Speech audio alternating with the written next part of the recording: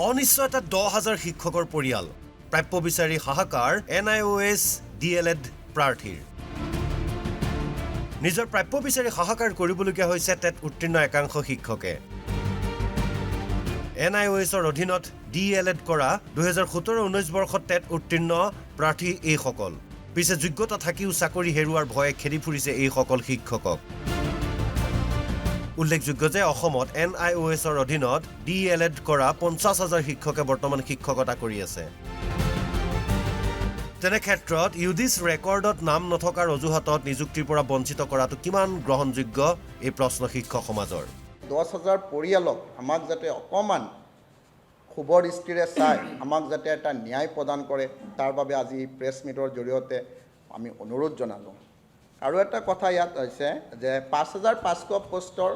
ইতিমধ্যে মানে তাৰ যিবিলাক চাকৰি নিম্ন প্ৰাথমিক আৰু উচ্চ প্ৰাথমিকত সেই চাকৰিখিনি দিয়া হৈছে তাত মানে আমাৰ NIOS DLEDৰ বহু সংখ্যক মানে 80% পাৰ্টি মানে চাকৰি পোৱা নাই 80% নহয় একচুৱেলি বেছি হ'ব বহু কষ্টৰে টেট উত্তীৰ্ণ হৈ শিক্ষকতাৰ বৃত্তিত আহিব বিচৰা শিক্ষকসকলৰ মুখ্যমন্ত্ৰী আৰু শিক্ষামন্ত্ৰীৰ আহ্বান আমাক বঞ্চিত নকৰিব আমাৰ সপোন বাস্তৱত ৰূপায়িত কৰক আজি কেৱল মাত্ৰ ইউডেছটোত মানে নামটো নথকাৰ মানে অজুহাতত আমাক যে বঞ্চিত কৰিছে সেইটো মানে আমাৰ অতি দুৰ্ভাগ্যৰ বিষয় আমি মেৰিটত কভাৰ কৰাৰ পাছতো আমাৰ নিচিনা হাজাৰ হাজাৰ কেণ্ডিডেট আজি ৰৈ গৈছে সেইটো কাৰণে বহুত বেয়া লাগে মানে খুব দুখ লাগে গতিকে মই মুখ্যমন্ত্ৰী মহোদয়ক এটা কাটৰ আহ্বান জনাইছোঁ এই কাৰণেই কওঁ যে আগতে 20, 21, 23লৈকে 23ৰ 2 ছেপ্টেম্বৰলৈকে আমাৰ অসমত নিযুক্তি হৈ গৈছে য'ত NIOSৰ পৰা DLED কৰা শিক্ষাগুৰুসকলক নিযুক্তি দিয়া হৈছিলে তাত কিন্তু আজি যেনেকৈ এই নিযুক্তি প্ৰক্ৰিয়া 10টা এডিশ্যনেল ডকুমেণ্ট তেওঁলোকে বিচাৰিছে সেইখিনি সময়ত কিন্তু ডকুমেণ্ট বিচৰা হোৱা নাছিলে মুঠতে এতিয়া নিজৰ প্ৰাপ্য বিচাৰি এনেদৰে হাহাকাৰ কৰিবলগীয়া হৈছে একাংশ টেট উত্তীৰ্ণ শিক্ষকে ভিডিঅ' জাৰ্নেলিষ্ট মনমোহন শৰ্মাৰ সহযোগত বিচিত্ৰ ৰাজবংশীৰ ৰিপৰ্ট অসম লাইভ 24 অনিশ্চয়তা 10,000 শিক্ষকৰ পৰিয়াল প্ৰাপ্য বিচাৰি হাহাকাৰ NIOS DLED প্ৰাৰ্থীৰ নিজৰ প্ৰাপ্য বিচাৰি হাহাকাৰ কৰিবলগীয়া হৈছে টেট উত্তীৰ্ণ একাংশ শিক্ষকে NIOSৰ অধীনত DLED কৰা 2017-19 বৰ্ষত টেট উত্তীৰ্ণ প্ৰাৰ্থী এইসকল পিছে যোগ্যতা থাকিও চাকৰি হেৰুৱাৰ ভয়ে খেদি ফুৰিছে এইসকল শিক্ষকক উল্লেখযোগ্য যে অসমত NIOSৰ অধীনত DLED কৰা 50,000 শিক্ষকে বৰ্তমান শিক্ষকতা কৰি আছে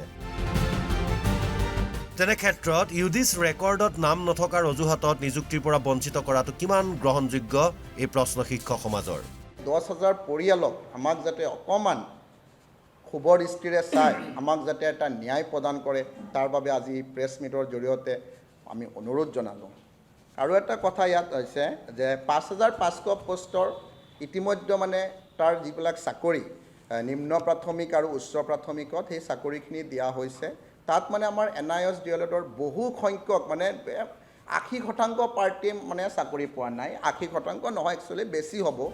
বহু কষ্টৰে টেট উত্তীৰ্ণ হৈ শিক্ষকতাৰ বৃত্তিত আহিব বিচৰা শিক্ষকসকলৰ মুখ্যমন্ত্ৰী আৰু শিক্ষামন্ত্ৰীৰ আহ্বান আমাক বঞ্চিত নকৰিব আমাৰ সপোন বাস্তৱত ৰূপায়িত কৰক আজি কেৱল মাত্ৰ ইউডেছটোত মানে নামটো নথকাৰ মানে অজুহাতত আমাক যে বঞ্চিত কৰিছে সেইটো মানে আমাৰ অতি দুৰ্ভাগ্যৰ বিষয় আমি মেৰিটত কভাৰ কৰাৰ পাছতো আমাৰ নিচিনা হাজাৰ হাজাৰ কেণ্ডিডেট আজি ৰৈ গৈছে সেইটো কাৰণে বহুত বেয়া লাগে মানে খুব দুখ লাগে গতিকে মই মুখ্যমন্ত্ৰী মহোদয়ক এটা কাটৰ আহ্বান জনাইছোঁ এই কাৰণেই কওঁ যে আগতে 20, 21, 23লৈকে 23ৰ 2 ছেপ্টেম্বৰলৈকে আমাৰ অসমত নিযুক্তি হৈ গৈছে য'ত NIOSৰ পৰা DLED কৰা শিক্ষাগুৰুসকলক নিযুক্তি দিয়া হৈছিলে তাত কিন্তু আজি যেনেকৈ এই নিযুক্তি প্ৰক্ৰিয়া 10টা এডিশ্যনেল ডকুমেণ্ট তেওঁলোকে বিচাৰিছে সেইখিনি সময়ত কিন্তু ডকুমেণ্ট বিচৰা হোৱা নাছিলে মুঠতে এতিয়া নিজৰ প্ৰাপ্য বিচাৰি এনেদৰে হাহাকাৰ কৰিবলগীয়া হৈছে একাংশ টেট উত্তীৰ্ণ শিক্ষকে ভিডিঅ' জাৰ্নেলিষ্ট মনমোহন শৰ্মাৰ সহযোগত বিচিত্ৰ ৰাজবংশীৰ ৰিপৰ্ট অসম লাইভ 24